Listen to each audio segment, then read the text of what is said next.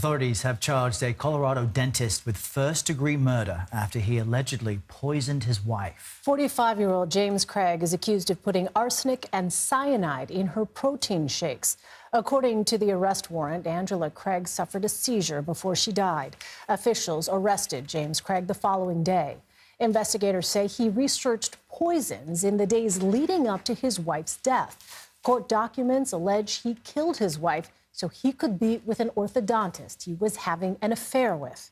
Jeff Todd joins us now. He's a reporter for CBS News Colorado. So, Jeff, tell us a bit more about this. What else do police say was going on in the Craigs' lives leading up to Angela's death?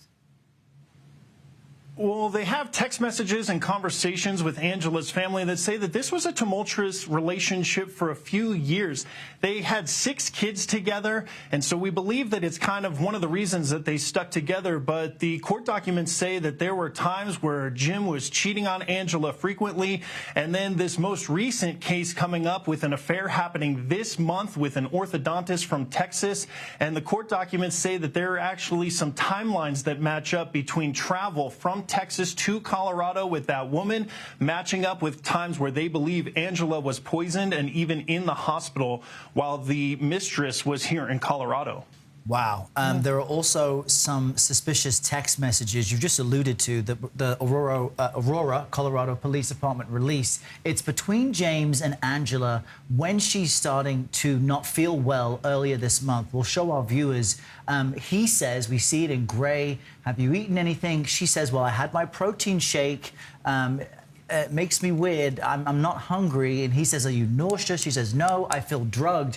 He says, given our history, I know this must be triggering, but just for the record, I didn't drug you. Oh. I am worried, though. Tell us why that's crucial here, because this preceded her going to the hospital, and I guess she died, and he didn't want an autopsy done. Yeah, so it seems like that aspect goes back a few years. Investigators found an incident where Jim said that he had drugged Angela because he was going to attempt suicide, and he did not want her waking up and stopping that suicide attempt. The court documents don't ever say that that suicide attempt occurred, but they do say that the couple did talk about this drugging where Jim had drugged Angela. Again, he tried to do that so that she would sleep through this suicide attempt.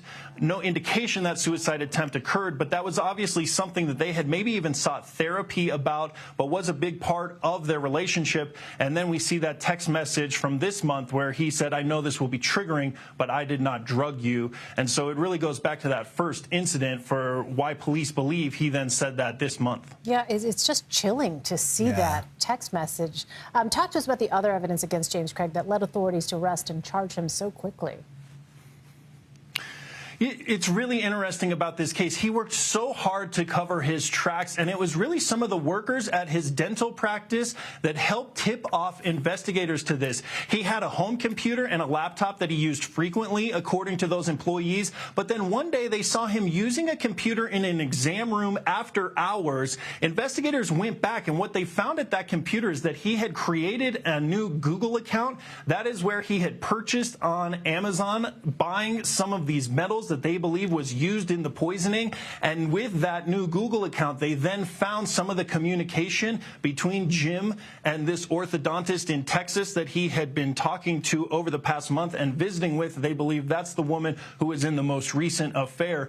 So he had really started to use this other computer that he didn't use before and trying to cover his tracks so that if they had searched his laptop or searched his phone, they wouldn't have had that evidence. But it was those employees that noticed something weird, and when one of those metals was actually shipped to the dental office, he had told one employee, that's a personal package, please don't open that up. Oh. And it was another employee that opened it up. And so it's kind of a several other places in this investigation that all had to come together to really help investigators try and tie this case together. And then when you add together, apparently his online searches included the phrase, how many grams of pure arsenic will kill a human? And he allegedly also searched how to make poison.